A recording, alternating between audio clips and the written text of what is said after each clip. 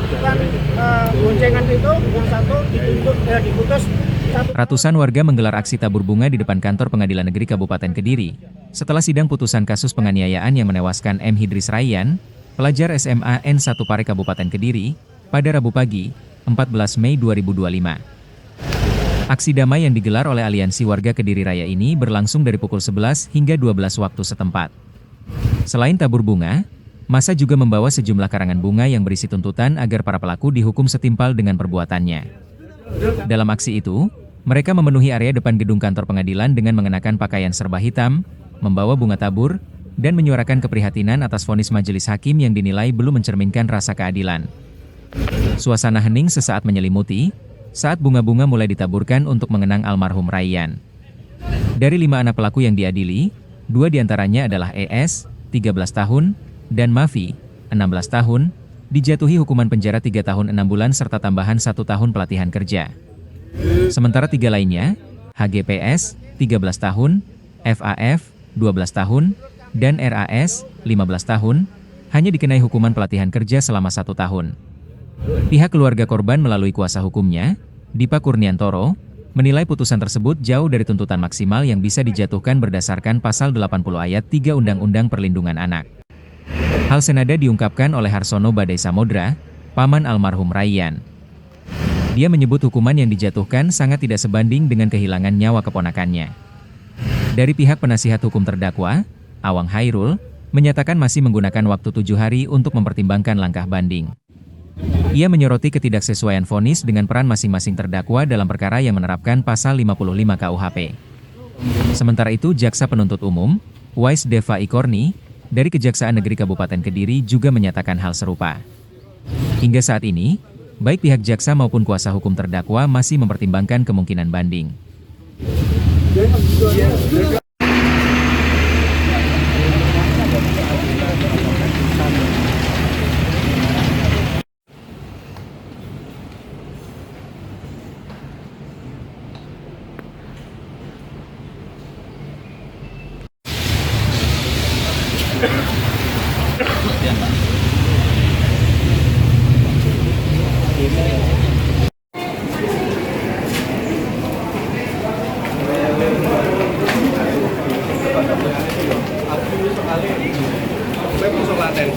Ya, sidang hari ini secara normatif baik, bagus, tetapi secara empirisnya saya kurang sepakat dengan pendapat majelis hakim maupun tuntutannya.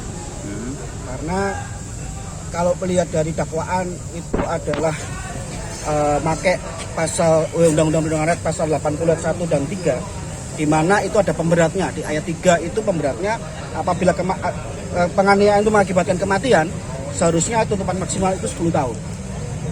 Nah, tapi saya tidak tahu kenapa pihak kejaksaan itu menuntut pelaku tindak pidananya itu hanya dituntut 4 tahun. Sehingga yang terjadi adalah memang ada kewenangan majelis hakim, ada aturan undang-undang dalam KUHP yang menyatakan hakim bisa menjatuhkan putusan 2/3 dari tuntutan jaksa. Itu normatifnya. Akhirnya saya melihat majelis hakim fair dengan secara normatifnya. Dia memutus 3,6 pelaku penganiayaan terhadap Rayyan ini. Begitu, Mas. Terus ini keinginan dari keluarga korban seperti apa ini, Mas? Saya menyerahkan kembali upaya hukum bagaimana terhadap ini kepada keluarga korban. Tadi ketika majelis hakim bertanya kepada JPU, Jaksa Penuntut Umum, bertanya, ada jawaban pikir-pikir. Jadi secara undang-undang ada 3 jawaban yang harusnya menerima, pikir-pikir atau banding. Tapi ternyata JPU menyatakan pikir-pikir dulu. Pikir-pikir ini dikasih waktu 7 hari kepada jaksa untuk melakukan upaya hukum, entah itu banding atau upaya hukum yang lainnya. Begitu. Artinya ada upaya ke arah upaya banding? Saya berharap begitu, karena bagi saya putusan 4 tahun, putusan 3,6 plus kerja sosial ini putusan yang kurang memenuhi rasa keadilan bagi kami.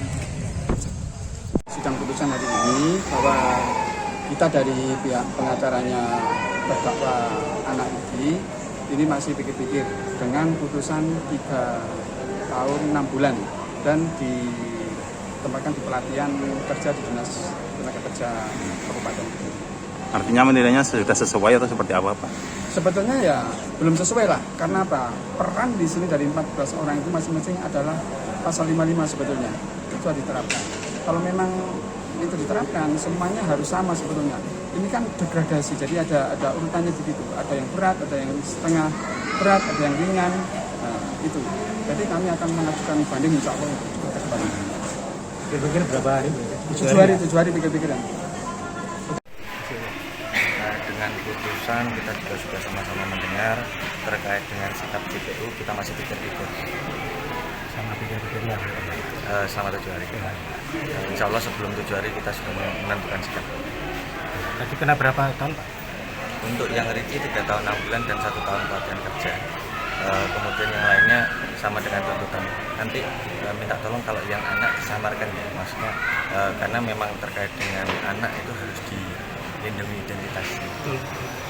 Nanti minta nama apa inisial aja. Untuk putusannya tadi sesuai pasal berapa gitu? Jadi untuk yang biji itu pasal yang tertentu sama dengan pasal yang kita dapatkan tadi.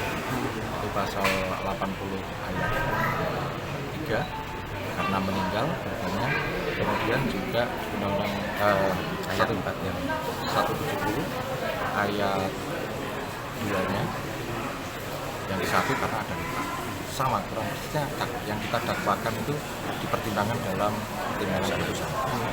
Dan untuk yang 3 terdakwa lainnya tadi untuk putusannya sesuai Untuk pasal?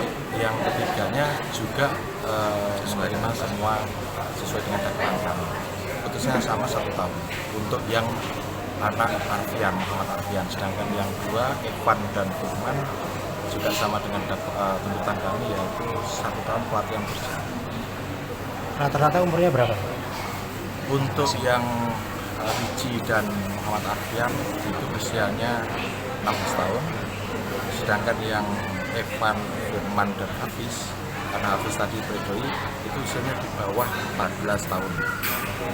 Download Tribun X sekarang, menghadirkan lokal menjadi Indonesia.